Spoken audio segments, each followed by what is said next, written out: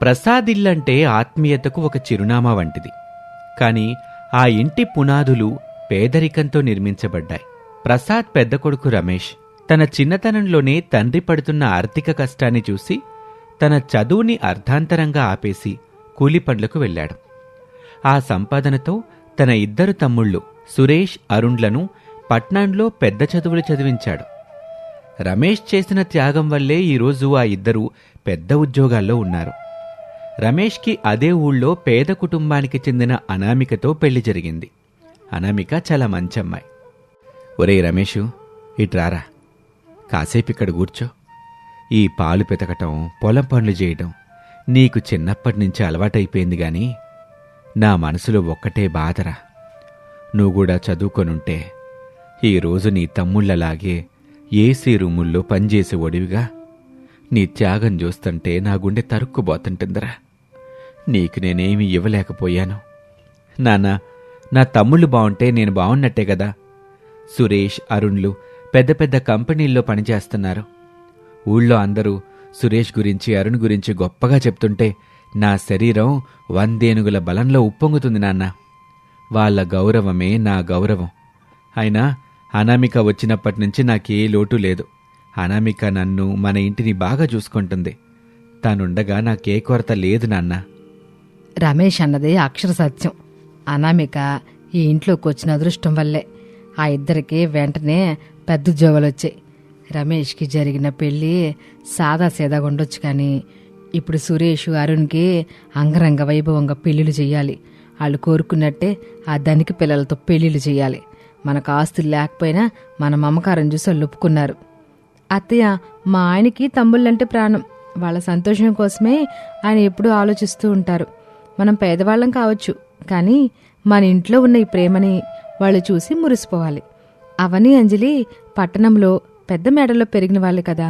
మన ఈ చిన్ని పెంకిటింటిలో వాళ్ళు ఎలా సర్దుకుంటారోనని కొంచెం భయంగా ఉంది. కానీ మన ఆత్మీయతతో వాళ్ళ మనసుని గెలుచుకుంటామని నమ్మకంగా కూడా ఉంది. కొన్ని రోజుల తర్వాత సురేష్కి, అరుణ్కి పెళ్లిళ్ళు చాలా ఆడంబరంగా జరిగాయి. అనామిక తన దగ్గరున్న చిన్నపాటి బంగారు నగల్ని కూడా సురేష్, అరుణ్ల పెళ్లి ఖర్చుల కోసం ఇచ్చేసింది. సురేష్, అరుణ్లు పెళ్లి కోసం పెద్ద మొత్తంలో పర్సనల్ లోన్లు కూడా తీసుకున్నారు. కొత్త కోడళ్లు అవని, అంజలి మెట్టినింట్లో అడుగుపెట్టారు. వాళ్ళు ఆ ఇంట్లో అడుగుపెట్టినప్పుడు శీతాకాలం కాబట్టి సర్దుకుపోయారు. కానీ ఎండాకాలం నాటి సెగలు మొదలవగానే అసలు కథ మొదలైంది. ఓ రోజు మధ్యాహ్నం సూర్యుడు నిప్పులు చెరుగుతున్నాడు. పాత పెంకుటిల్లు ఒక వేడి కొలిమిలా మారింది. హాల్లో అవని, అంజలి ముఖాలు చెమటతో తడిసిపోయాయి. సురేష్, నీకు నేను ముందే చెప్పాను, ఈ నరకంలో ఉండడం నా వల్ల కాదు. మా ఇంట్లో గదులన్నీ సెంట్రల్ ఏసీలో ఉండేవి. ఇక్కడ ఈ పాత పెంకులు నిప్పులు కురుస్తున్నాయి. ఫ్యాన్ వేస్తే వేడిగాలు వస్తోంది. ఆ వేడికి నా స్కిన్ అంతా ర్యాషెస్ వచ్చేస్తున్నాయి. అసలు ఇక్కడ నాకు ఊపిరి కూడా ఆడట్లేదు. అవును అరుణ్, నా వల్ల కూడా కావట్లేదు. వంటింట్లో అనామిక అక్క వంట చేస్తోంది. ఆ పొయ్యి వేడికి తోడు ఈ ఫ్యాన్ గాలి వేడి. ఇక్కడుంటే మనం ఉడికిపోతాం. కనీసం మంచినీళ్లు తాగుదామన్నా నీళ్లు కూడా వేడిగా ఉన్నాయి. మన త్వరగా పట్టణంలోనో లేక ఇక్కడే ఊర్లో ఉన్న కొత్త అద్దీంట్లోకి మారిపోదాం. అంజలి, అవని, మీరు కొంచెం అర్థం చేసుకోండి. మనం ఈ ఇంటిని వదిలి వెళ్తే నాన్నగారు చాలా బాధపడతారు. అన్నయ్య మా కోసం ఎంతో కష్టపడ్డాడు. అది మీకు తెలుసు కదా. మనం ఇల్లు మారితే వాళ్ళు ఒంటరి వాళ్ళు అయిపోతారు. మీరెందుకు అలా ఆలోచించటం లేదు? సురేష్, సెంటిమెంట్లు మా ఆకలిని వేడిని తీర్చావు. మా ఆరోగ్యం పాడవుతుంది ఇక్కడ. నాకు నిన్నటి నుంచి తలపోటు వస్తుంది. మేము ఈరోజు సాయంత్రమే సామాన్లు సర్దుకుని వెళ్ళిపోతున్నాం. మీరొస్తారా రారా అన్నది మీ ఇష్టం. మమ్మల్ని ఈ చావడిలో ఉండమంటే మాత్రం ఉండలేం. అన్నయ్య, ఏం చేయమంటావు? వీళ్ళసలు మన మాటే వింటం లేదు. ఆ అద్దింటికి అడ్వాన్స్ కట్టేస్తాను. లోన్ల భారాలు ఒకవైపు, భార్యల పట్టుదల మరోవైపు. సురేష్, అరుణ్ ఇద్దరూ దిక్కుతోచని స్థితిలో తల్లిదండ్రులకి నిజం చెప్పి ఊర్లోనే ఉన్న ఒక ఆధునిక భవనాన్ని అద్దెకు తీసుకుని వెళ్ళిపోయారు. సురేష్, అరుణ్లు అవని, అంజలితో వెళ్ళిపోవటంతో ప్రసాద్, శారదమ్మల గుండెలు పగిలాయి. ఆ పాత ఇల్లు మళ్లీ నిశ్శబ్దం అయిపోయింది. ఓ సాయంత్రం వేళ ప్రసాద్ అరుగుమీద కూర్చొని శూన్యంలోకి చూస్తున్నాడు. శారదమ్మ లోపల ఒక మూల కూర్చొని ఏడుస్తుంది. చూశారండి, మనం కష్టపడి పెంచిన పిల్లలు ఎండకి తట్టుకోలేక మనల్ని వదిలిపోయారు. మన ఇల్లు పాతదవడం అని తప్ప మన పేదరికమే మన మధ్య దూరాన్ని పెంచింది. నాకిప్పుడు ఈ అన్నం కూడా సహించడం లేదయ్యా. ఇది మన తప్పు కాదు శారదా, అంతా కాలం మహిమ. ఈ ధనిక పిల్లలకి ఈ పేదరికం, ఈ ఉక్కపోత అలవాట్లేదు. మన కొడుకులు కూడా వాళ్ళ మాట వెనక తప్పలేదు. రమేషు, నువ్వు కూడా వెళ్ళిపోరా. అనామికనైనా సుఖంగా ఉంచు. నీకే లోటు రానివ్వకూడదనుకున్నాను గాని ఈ పాతిల్లే నీకు శాపమైందేమోరా. నాన్నా, మీరేం మాట్లాడుతున్నారు? నేను తమ్ముళ్ళని చదివించింది వాళ్ళు సుఖంగా ఉండాలని. వాళ్ళు వెళ్ళిపోయారని నేను బాధపడ్డం లేదు. మీరు బాధపడుతుంటేనే నా గుండె తరుక్కుపోతుంది నాన్న. నేను మిమ్మల్ని వదిలి ఎక్కడికి వెళ్ళను. అప్పుడు ప్రసాద్కి దాహం వేయటంతో అనామికని కొన్ని నీళ్లు తీసుకురమ్మని అడిగాడు. కుండలో నీళ్లు తీసుకొస్తూ ఉండగా అనామికకి ఒక ఆలోచన వచ్చింది. మామయ్య గారు, ముందు మీరు ఈ నీళ్లు తాగండి. మీ మనసుని కూడా శాంతపరచుకోండి. వాళ్ళు మన మీద కోపంతో వెళ్ళలేదు మావయ్య. కేవలం మీ ఇంట్లో ఉండే వేడిని తట్టుకోలేక వెళ్లారు. వాళ్ళని మన ఇంటికి రప్పించడానికి నాకు ఒక ఆలోచన వచ్చింది. నా ఆలోచన ద్వారా మన ఇంటిని చల్లగా మార్చుకుందాం. అదేలాగమ్మా? మనకి పాతింటిని మేడలాగా మార్చేంత స్తోమత లేదుగా. లోన్లు తీసుకునే ధైర్యమూ లేదు. వాళ్ళకేమో ఏసీలు కావాలి. ఇంట్లో ఫ్యాన్ వేసినా వేడిగాలొచ్చే పరిస్థితిలో ఉన్నాం మనం. మావయ్య గారు, ఈ కుండలో నీళ్లు ఎందుకు చల్లగా ఉన్నాయి మీకు తెలుసా? బయట 40 డిగ్రీల ఎండ ఉన్నా ఫ్రిడ్జ్లో పెట్టిన దానికంటే ఈ నీరు ఎంత రుచిగా చల్లగా ఉంది. అది మట్టి కుండ కాబట్టి చల్లగా ఉంటుంది తల్లి. దాని సూక్ష్మ రంధ్రాల ద్వారా గాలెళ్ళటం వల్ల ఆ చల్లదనం వస్తుంది. సరిగ్గా చెప్పారు మావయ్య. ఈ మట్టి కుండ బయట ఉన్న వేడిని లోపలికి రానివ్వదు. అలాగే లోపల ఉన్న వేడిని బయటకు పంపేస్తుంది. మన ఇంటిని కూడా ఈ కుండలాగా మార్చేస్తే ఎలా ఉంటుంది? నా ఉద్దేశం ఏంటంటే, ఈ పెంకుల పైన మట్టితో ఒక ప్రత్యేకమైన ఆవరణం క్రియేట్ చేద్దాం. ఇల్లుని కొండలాగా మార్చడమా? ఏంటన్నామిక, నీ మాటలు పిచ్చి మాటలాగున్నాయి. ఇల్లు అంటే సిమెంట్ ఇటుకతో కడతారు గాని మట్టితో కట్టడం ఏంటి? అత్తయ్య, పూర్వకాలంలో అన్నీ మట్టిల్లే ఉండేవి. అవి ఎంత చల్లగా ఉండేవి మీకు తెలుసు కదా. మన పాత పెంకులపైన మేలు రకమైన మట్టిని ఒక లేయర్లాగా వేయించి ఇంటి చుట్టూ మట్టికను ఒక క్రమ పద్ధతిలో పేరిస్తే ఆ కుండగాలి ఇంటిని చల్లబరుస్తుంది. దీనికి ఎక్కువ ఖర్చు కూడా అవ్వదు. మన ఊరి కుమ్మరి శెట్టిని పిలిపిస్తే ఆయన సహాయంతో మనం ఈ ఇంటిని కొండిల్లుగా మార్చుకోవచ్చు. అమ్మా, ఇదంతా సాధ్యమేనా? అసలు ఎప్పుడైనా ఎక్కడైనా ఎవరైనా ఇట్ట చేశారా? ఒకవేళ వర్షం వస్తే ఆ మట్టి కరిగిపోదా? మామి గారు, ప్రకృతిలో ఉండే సహజ సిద్ధమైన సూత్రమే ఇది. వర్షం రాకుండా పైన వాటర్ ప్రూఫింగ్ లాగా సహజ సిద్ధమైన కలప పొట్టు వాడదాం. మనం డబ్బులేదని బాధపడడం అవసరం లేదు. బుద్ధుంటే ఏదైనా సాధ్యమే. రేపు ఉదయమే నేను ఈ పని మొదలు పెట్టేస్తాను. ఏమండి, మీరు నాకు సహాయం చేయాలి.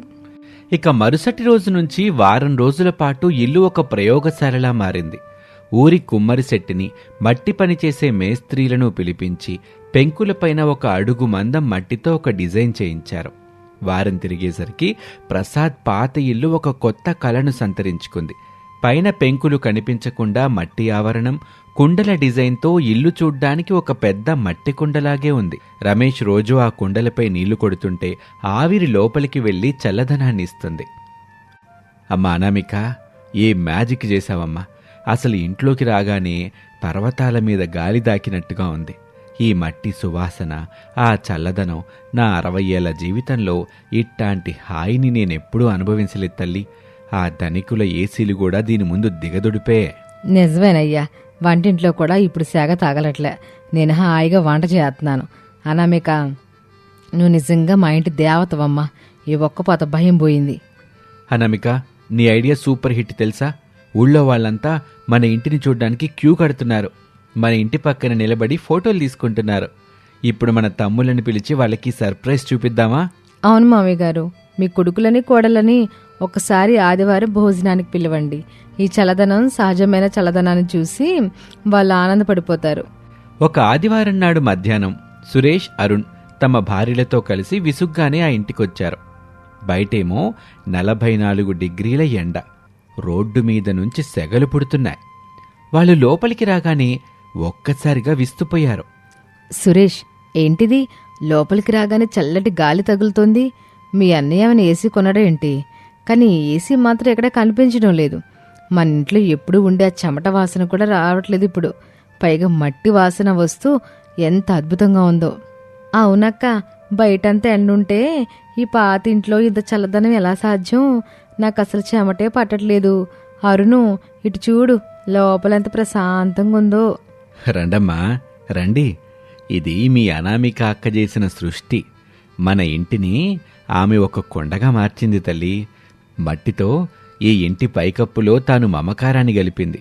అందుకే లోపల ఎంత చల్లగా ఉంది. నాన్నా, మేం లోన్లు కట్టుకుంటూ ఆ అద్దింటికి అడ్డమైన డబ్బులు పోస్తూ ఇబ్బంది పడుతున్నాం. అక్కడ ఏసీ ఉన్నా సరే ఈ ఆప్యాయత, అనురాగం లేదు, ఈ ప్రశాంతత లేదు. మీ ప్రేమ లేని ఆ ఇల్లు మాకు నరకంలా అనిపించింది. కానీ మాకు మేముగా వెళ్ళటం వల్ల కేవలం గర్వంతో రాలేకపోయాం. మమ్మల్ని క్షమించండి. సురేష్, అంజలి, అవని, బాధపడకండి. మామయ్య గారు మిమ్మల్ని వదిలి ఒక్క క్షణం కూడా ఉండలేకపోయారు. మీ పైన ఆయన ప్రేమే నాలో ఈ ఆలోచన కలిగించింది. ప్రకృతిని మనం ప్రేమిస్తే అది మనల్ని ఇలాగే కాపాడుతుంది. ఈ ఇల్లు మీకోసం ఎప్పుడూ తెరిచే ఉంటుంది. ఇక్కడ ఏం వేడుండదు, కేవలం అనురాగమే ఉంటుంది. మీరు కూడా ఇంటికి వచ్చేస్తే చూడాలని మావయ్య గారి మనసు పరితపిస్తుంది. నన్ను క్షమించక్క, నేను పట్టణపు గర్వంతో మీ ప్రేమని చూడలేకపోయాను. ఈ మట్టికుండ ఇల్లు మాకు ఒక గొప్ప పాఠం నేర్పింది. ప్రకృతికి దగ్గరగా, మనుషులకి దగ్గరగా ఉంటేనే అసలైన సుఖం అని అర్థమైంది. అవునక్క, మేము మళ్ళీ చల్లని ఇంటికి వచ్చేస్తాం. ఆ ఎద్దిల్లు మాకొద్దు, మనం అందరం కలిసి ఉందాం. అనామిక అక్క, నువ్వు మా ఇంటికి దొరికిన నిధివి. ఆ రోజు ప్రసాద్ కుటుంబం మళ్లీ ఒక్కటైంది. ఆ కుండ ఇల్లు వారిని ఏకం చేసింది. అనామిక తెలివితేటలు చూసి ఊరంతా మెచ్చుకుంది. కొంతకాలం తర్వాత సురేష్, అరుణ్ తమ లోన్లు తీర్చుకున్నారు. ప్రసాద్ తన సేవింగ్స్ ఇవ్వగా రమేష్ పండించిన పంట ఆదాయం, జీతాలు అన్నీ కలిపి ఒక పెద్ద మేడను కట్టుకున్నారు. అమ్మా అనామిక, మనం కొత్త మేడ కట్టుకున్నాంగా, మరా పాత కొండ ఇంటిని ఏం చేద్దాం? మావి గారు, ఆ కొండ ఇల్లు మనకి కష్టకాలంలో దారి చూపించింది. అందుకే మన కొత్త మేడపైన కూడా మనం మట్టితో ఒక ఇన్సులేషన్ లేయర్ వేయించాం. ఆ పాత కొండ ఇంటి జ్ఞాపకాలు మన మనసులో ఎప్పటికీ అలాగే ఉంటాయి. దాన్ని మనం ఒక అతిథి గృహంలా ఉంచుకుందాం. మనకి కష్టం వస్తే దారి చూపిన మట్టిని మనం వదులుకోకూడదు కదా మావయ్య. అవునుదినా, ఈ కొత్త మేడలో కూడా మేము అదే మట్టి వాసాన్ని, నీ విజ్ఞానాన్ని కోరుకుంటున్నాం. అన్నయ్య త్యాగం వల్ల మేం చదువుకున్నాం. నీ వివేకం వల్ల మేము ఆనందంగా ఉంటున్నాం. అందరం కలిసుంటే ఏ ఇల్లైనా ఆనందాల నిలయమే. నా కోడలు అనామేక ఈ ఇంటికి వచ్చిన మహాలక్ష్మి. ఆమె వల్లే మా మొసలు ప్రాణాలు మళ్ళీ ఊపిరి పోసుకున్నాయి. అత్తయ్య, ప్రేమే పునాదిగా, విజ్ఞానం గోడలుగా ఉన్న ఇల్లు ఎప్పుడూ చల్లగానే ఉంటుంది. ఆకాశం కింద మనం ఒక చిన్న మట్టి బిందువులం. కలిసుంటేనే కదా సముద్రమంత బలం. అలా అనామిక తన వివేకంతో ఒక కుటుంబాన్ని కలిపి పేదరికంలో కూడా మేధస్సుతో ఎలా సుఖంగా ఉండొచ్చో నిరూపించింది. ఆ ఊరి ప్రజలు కుండ ఇల్లు కథ ఇప్పటికీ చెప్పుకుంటారు.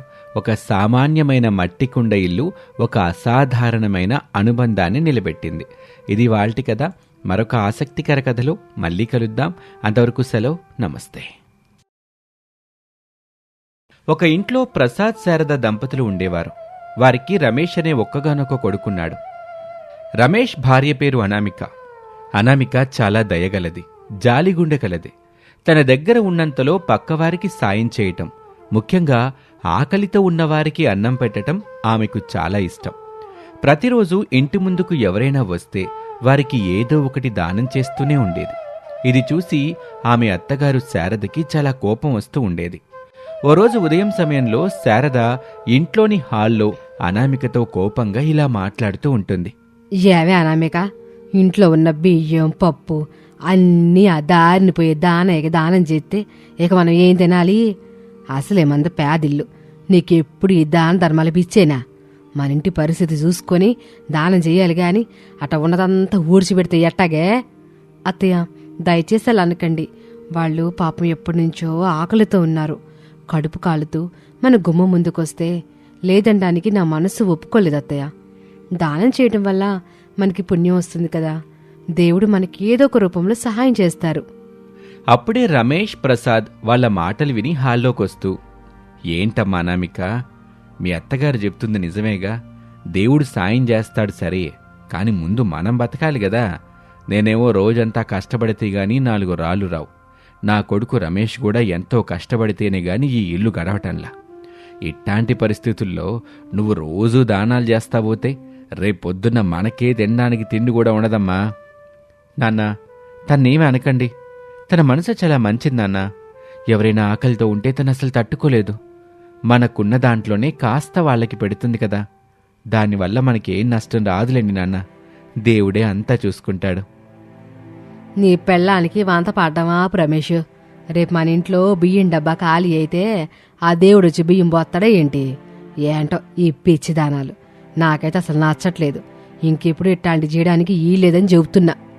అలా అత్తమామలు రోజూ అనామికని మందలిస్తూనే ఉండేవారు. అయినా అనామిక మాత్రం తన అలవాటుని మార్చుకోలేదు. ఎవరైనా ఆకలితో కనిపిస్తే తన వంతుగా ఏదో ఒకటి ఇస్తూనే ఉండేది. అలా చూస్తుండగానే ఎండాకాలం వచ్చేసింది. ఎండలు మండిపోతున్నాయి. భానుడు భగభగమంటున్నాడు. రోడ్డు మీద నడవాలంటేనే జనాలు భయపడిపోతున్నారు. అలాంటి సమయంలో కూడా అనామిక తన సేవను ఆపలేదు. తన ఇంట్లో మజ్జిగ చేసి రోడ్డు మీద వెళ్లే బాటసారులకు ఇస్తూ ఉండేది. అబ్బా, ఎండలు ఎంత దారుణంగా ఉన్నాయో. పాపం రోడ్డు మీద వెళ్లేవాళ్ళు దాహంతో ఎంత అల్లాడిపోతున్నారో. చల్లటి మజ్జిగిస్తే వాళ్ళ ప్రాణానికి కాస్త హాయిగా ఉంటుంది అనుకొని రోడ్డు మీద వెళ్లేవారికి మజ్జిగిస్తూ ఉంటుంది. తీసుకోండి బాబాయ్, చల్లటి మజ్జిగ తాగండి. ఈ ఎండకి కొంచెం ఉపశమనంగా ఉంటుంది. చల్లగుండి తల్లి, ప్రాణం నిలబెట్టావు. గొంతెండిపోయి కళ్ళు తిరుగుతున్నాయి. నీ పుణ్యమా అని నా దాహం తీరిందమ్మా. చూసారా అండి, దీని దానాల పిచ్చి. ఎండాకాలం కూడా వదలలేదు ఇది. ఇంట్లో తాగడానికి సరైన నీళ్లు లేవు, పాలు కొనే స్తోమత లేదు. ఉన్న కాస్త పాలతో మజ్జిగ చేసి ఊరందరికీ ఉచితంగా పంచి పెడుతుంది. ఏమే అనామిక, నిన్న అసలు ఏమనాలే? పగలంతా ఎండలో నిలబడి అందరికీ మజ్జిగ పంచుతున్నావు, నీకు వేరే పనేం లేదా? అవునమ్మా అనామిక, మా నోడు రమేష్ ఏమో ఎండలో బాగా కష్టపడి పనిచేస్తున్నాడు. నువ్వేమో ఆడు కష్టపడి తెచ్చిన డబ్బులతో ఇట్టా మజ్జిగ చేసి ఊరందరికీ బోస్తున్నావు. నీకెంత చెప్పినా అర్థం కావటంలా. అసలు ఇది ఎండాకాలం. మన ఇంట్లో ఒక కూలర్ లేదు, ఫ్రిడ్జ్ లేదు. కనీసం ఫ్యాన్ అయినా సరిగా ఉందా? ఆ డబ్బులేవో దాచుకుంటే మన అవసరాలకి పనికొస్తాయిగా. మావయ్య, డబ్బులు ఈరోజుంటే రేపోతాయి, కానీ ఆకలితో దాహంతో ఉన్నవారికి సాయం చేస్తే వచ్చే పుణ్యం ఎప్పటికీ ఉండిపోతుంది. ఎండ్లో నడిచొచ్చే వాళ్ల ముఖంలో దాహం తీరిన తర్వాత కనిపించే ఆనందం ముందు 100 కూలర్లు పెట్టినా సరిపో మావయ్య. దయచేసి నన్ను ఆపకండి. అమ్మా, నాన్న, చెప్పా కదా తనని వదిలేయండి. తనకు అదే సంతోషం. నేను కష్టపడేది నా భార్య సంతోషం కోసమే కదా. తనకిష్టం వచ్చినట్లు తనని చేయనివ్వండి. నీ ఇష్టంరా. రేపొద్దున్న చేతిలో చిల్లి గవ్వలేక ఎండకి మాడిపోతూ ఉన్నప్పుడు మీ ఇద్దరికి అప్పుడు తెలుసుద్ది నా బాధ ఏంటో. అలా ఎండాకాలం మరింత తీవ్రమైంది. వడగాలులు విపరీతంగా వీస్తున్నాయి. ఇంట్లో ఉండలేక బయట తిరగలేక జనాలు నానా అవస్థలు పడుతున్నారు. ఒకరోజు మధ్యాహ్నం మండుటెండలో ఒక ముసలమ్మ అనామిక వాళ్ల ఇంటి గుమ్మం ముందుకొచ్చింది. ఆ ముసలమ్మ చాలా నీరసంగా నడవలేక అడుగులో అడుగు వేసుకుంటూ వచ్చి, అమ్మా, దప్పికవుతుంది తల్లి. ప్రాణం పోయేలా ఉంది. కడుపులో పేగులు మాడిపోతున్నాయి. కూసిని నీళ్లు పోయిండమ్మా, పుణ్యం ఉంటుంది. ఎవరైనా ఉన్నారా అమ్మా లోపల? అమ్మా, కాసింత అన్నం ఉంటే పెట్టండమ్మా. ఏంటమ్మా నీ గోల? మనుటెండలో ఎక్కడి నుంచి వచ్చావు? మాదే పూట గడవ నీళ్ళు, మేమే పస్తులు పడుకుంటున్నాము. ఎక్కడ నీకు పెట్టడానికి ఏమీ లేదు గాని ముందు ఎక్కడి నుంచి వెళ్ళు. అరుగు మీద కూర్చుంటే నీకెవరైనా అన్నం పెడతారా? ఎల్లెళ్ళు. అట్టా అనకమ్మ, ఉదయం నుండి ఎండలో నడిచి నడిచి సొమసిల్లిపోతున్నాను. ఒక పూట అన్నం పెడితే నీకు పుణ్యం దక్కుతుంది. గొంతు తడుపుకోవడానికి కాసిని నీళ్ళివ్వు తల్లి. నీకు తెలియక అర్థం కాదా? లేదని చెప్తున్నానా? వెళ్ళెక్కడి నుంచి, లేకపోతే గేంటేస్తాను. అత్తయ్య, ఏంటా మాటలు? ఆవిడ వయసు చూసైనా సరే గౌరవించండి. పాపం ఎంత నీరసంగా ఉన్నారో చూడండి. ఎండకి కళ్ళు తిరిగి పడిపోయేలా ఉన్నారు. రండి బామ్మగారు, లోపలికి రండి. ఇలా కూర్చోండి. యామే, మళ్ళీ నీ దానాలు పిచ్చి మొదలెట్టావా? ఇంట్లో రాత్రికి వండుకుందాం అనుకున్న బియ్యం తప్ప ఏమీ లేవు. అవి కూడా ఈ ముసలిదానికి పెట్టేస్తే రాత్రికి మనం ఎట్ట బతుకుతాం? అత్తయ్య, మన ఇంట్లో ఉన్నదే నేను ఆవిడికి పెడతాను. రాత్రికి కావాలంటే నేను పస్తుంటాను, కానీ వచ్చిన వారిని ఆకలితో మాత్రం పంపించను. ఇది నా ఇల్లు కూడా. నాకు నచ్చిన వారిని ఆదరించే హక్కు నాకు కూడా ఉంది. బామ్మగారు, మీరు కాసేపు ఇక్కడే విశ్రాంతి తీసుకోండి. నేను మీకు స్నానానికి నీళ్ళిస్తాను. తర్వాత వేడివేడిగా అన్నం వడ్డిస్తాను. అలా అత్తగారు ఎంత తిడుతున్నా అనామిక పట్టించుకోలేదు. ముసలమ్మకి స్నానానికి నీళ్ళిచ్చింది. ఇంట్లో ఉన్న కొద్దిపాటి బియ్యం, పప్పుతో క్షణాల్లో అద్భుతమైన భోజనం తయారు చేసింది. పప్పు, 2 రకాల కూరలు, వేడివేడి అన్నం, చల్లటి మజ్జిగ అన్నీ సిద్ధం చేసి ముసలమ్మకు కడుపు నిండా వడ్డించింది. ఆ ముసలమ్మ ఆకలితో ఉండటం వల్ల చాలా తృప్తిగా తినింది. అమ్మా అనామిక, అన్నదాత సుఖీ భవ తల్లి. ఈ మండుటెండలో నా ప్రాణం నిలబెట్టావు. నీ చేతి వంట అమృతలా ఉందమ్మా. నా కడుపు నిండింది, మనసు నిండింది. నువ్వు చాలా అదృష్టవంతురాలివి తల్లి. ఇందులో అదృష్టం ఏముంది బామ్మగారు? నా ధర్మం నేను చేశాను, మీరు తృప్తిగా తిన్నారు, నాకదే 10,000. నీ మనసు బంగారం తల్లి. నీ అత్తగారు ఎంత వద్దంటున్నా నీ వంతు దానం నువ్వు చేసావు. నేను సాధారణ ముసలమ్మన కానమ్మా. నీ దాన గుణాన్ని పరీక్షించడానికి పైలోకం నుంచి వచ్చిన దేవతను. అలా అంటూ ఉండగానే ఆ ముసలమ్మ చుట్టూ ఒక దైవికమైన వెలుగు వ్యాపించింది. ముసలమ్మ రూపంలో ఉన్న దేవతను చూసి శారద, ప్రసాదు, రమేషు, అనామిక అందరూ ఆశ్చర్యపోయారు. భక్తితో చేతులు జోడించారు. అయ్యో తల్లి, నన్ను క్షమించి తల్లి. నిన్ను గుర్తించక నా అజ్ఞానంతో ఏవేవో పరుషు పదాలన్నాను. నన్ను క్షమించు తల్లి. శారదా, నువ్వు భయపడకు. నీ కోడలి దయాగుణం మీ కుటుంబం మొత్తాన్ని కాపాడింది. అనామిక, నీ స్వచ్ఛమైన మనసుకి నేను చాలా సంతోషించాను. నీకు 3 వరాలు ఇస్తున్నాను. నువ్వు మనస్ఫూర్తిగా ఏది కోరుకుంటే అది నీ కళ్ళ ముందు ప్రత్యక్షమవుతుంది. నీకు అవసరమైనవి ఏవైనా 3 కోరికలు కోరుకో తల్లి, అవి వెంటనే నెరవేరతాయి. ఈ వరాలతో మీ కుటుంబం సుఖంగా ఉంటుంది. అలా చెప్పి ఆ దేవత మాయమైపోతుంది. ఆ ఇంట్లో వాళ్ళందరూ జరిగిన దానికి ఇంకా షాక్లోనే ఉన్నారు.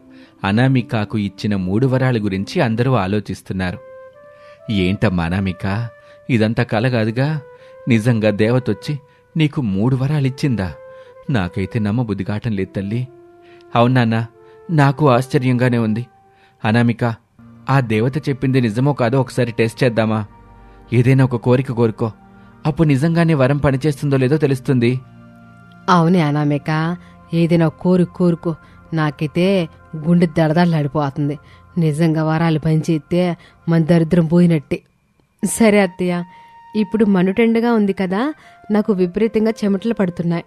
ఎండాకాలంలో ఎప్పుడూ చల్లగా ఉండేలా వట్టివేళ్లు ఎండుగడ్డితో చేసిన ఒక అద్భుతమైన గడ్డి డ్రెస్ ఉంటే ఎంత బాగుంటుందో కదా.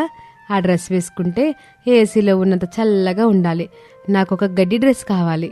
అప్పుడు అనామిక అలా అనగానే అమాంతం గాల్లో నుంచి ఒక అందమైన సువాసనలు వెదజల్లే వట్టివేళ్లు గడ్డితో చేసిన డ్రస్సు ప్రత్యక్షమైంది. అది చూడ్డానికి చాలా అందంగా ఉండటమే కాకుండా దాని నుంచి చల్లటి గాలి వీస్తుంది. అది చూసి శారద, ప్రసాదు, రమేషు షాక్ అయ్యారు. అమ్మో, నిజంగానే గడ్డి డ్రెస్ వచ్చేసిందే. ఏంటవెంత? అసలు ఆ డ్రెస్ నిన్న జీవితంలో ఎప్పుడు చూసింది లేదు. పైగా దాని దగ్గరికి వెళ్తుంటే చల్లటి గాలి తగులుతుంది. అనామిక, వెంటనే ఆ డ్రెస్ వేసుకోమ్మా. అబ్బా అత్తయ్య, ఎంత చల్లగా ఉందో తెలుసా? బయట ఎండ అంతా మండిపోతున్నా ఈ డ్రెస్ లోపల మాత్రం ఐస్ గడ్డలాగా చల్లగా ఉంది. కరెంట్ లేకపోయినా నాకు ఏసీలో ఉన్న ఫీలింగ్ కలుగుతుంది. దేవత ఇచ్చిన వరం నిజంగానే పనిచేసింది అని అనామిక ఆ డ్రెస్ వేసుకొని చెప్పింది. వావ్ అనామిక, నువ్వు భలే కోరుకున్నావు. ఈ ఎండాకాలం అంతా నువ్వు ఈ గడ్డి డ్రెస్ వేసుకుని హాయిగా చల్లగా ఉండొచ్చు. నీకేం చెమట పట్టదు. అమ్మా అనామిక, ఇంకా నీ దగ్గర 2 వరాలున్నాయమ్మా. కొంచెం ఆలోచించి మనింటికి పనికొచ్చే గోరుకో. ఎండాకాలం కదా, ఇంట్లో ఉక్కపోత భరించలేకపోతున్నావు. పగలు రాత్రి నిద్ర పట్టట్లా. ఏదైనా మంచి కూలర్ కూరుకోవచ్చుగా అమ్మా. కరెంటు బిల్లు కూడా రాకుండా ఉండే కూలర్ అయితే ఇంకా మంచిదిగా. అవును మావయ్య, మీరు చెప్పింది నిజమే. కరెంట్తో పని లేకుండా ఎప్పుడూ చల్లటి గాలినిచ్చే పచ్చటి గడ్డితో చేసిన ఒక గడ్డి కూలర్ మా ఇంట్లోకి రావాలి. ఈ ఉక్కుపోత నుంచి మమ్మల్ని కాపాడాలి.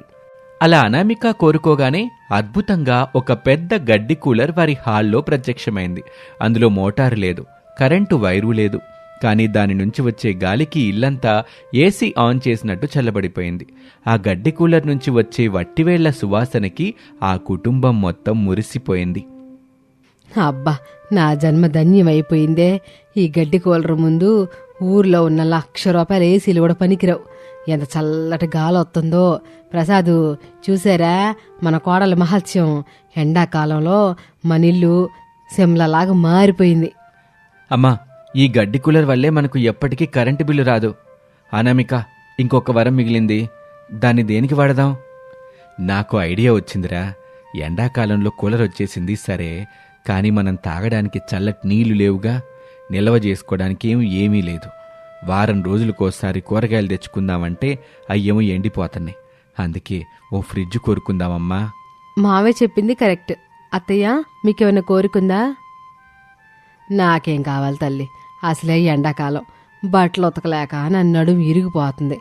చెమటలు కక్కుకుంటూ రోజు బట్టలు ఉతకడం నా వల్ల అవట్ల. నాకు బట్టలు ఉతికి వాషింగ్ మెషిన్ కావాలి, కానీ కరెంట్ బిల్లు మాత్రం రాకూడదు. సరే అత్తయ్య, మీరు ఫ్రిడ్జు వాషింగ్ మెషిన్ 2 అడిగారు కదా, నేను నా 3వ వరంతో 2 ఒకేసారి అడుగుతాను. దేవుడా, మా ఇంట్లోకి కరెంట్తో పని లేకుండా సహజంగా వస్తువులు చల్లగా ఉంచే గడ్డి ఫ్రిడ్జ్, అలాగే కరెంట్ లేకుండా బట్టలు ఉతికే గడ్డి వాషింగ్ మెషిన్ 2 ఒకేసారి కావాలి. ఇదే నా చివరి కోరిక. అలా అనామిక అనుకోగానే అద్భుతమైన కాంతితో ఒక మూల గడ్డి ఫ్రిడ్జ్, ఇంకో మూల గడ్డి వాషింగ్ మెషిన్ ప్రత్యక్షమయ్యాయి. ఆ గడ్డి ఫ్రిడ్జ్ లోపల నీళ్ల బాటిల్స్, కూరగాయలు పెడితే నిమిషాల్లో చల్లబడుతున్నాయి.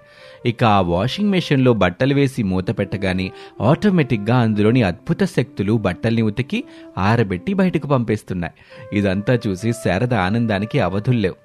నన్ను క్షమించమ్మా అనామిక, నువ్వు చేసే దాన ధర్మాలని నేనెప్పుడు తప్పు పడతానే ఉండేదాన్ని.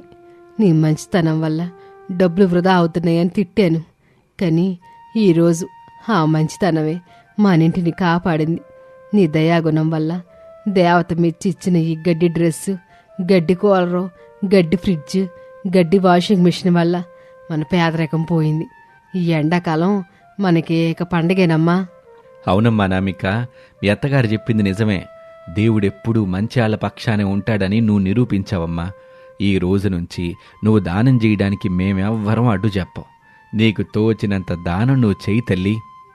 థ్యాంక్ యూ అనామిక, నువ్వు నా జీవితంలోకి రావటం నా అదృష్టం. నీలాంటి మంచి మనసున్న భార్య దొరికినందుకు నాకు చాలా గర్వంగా ఉంది తెలుసా. అంతా దేవత దయాత్తయ్య.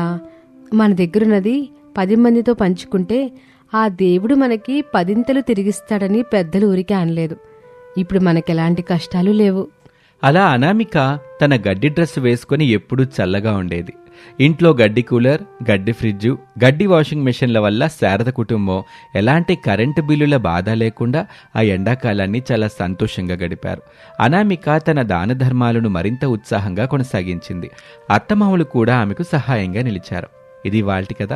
మరొక ఆసక్తికర కథలో మళ్ళీ కలుద్దాం. నమస్తే.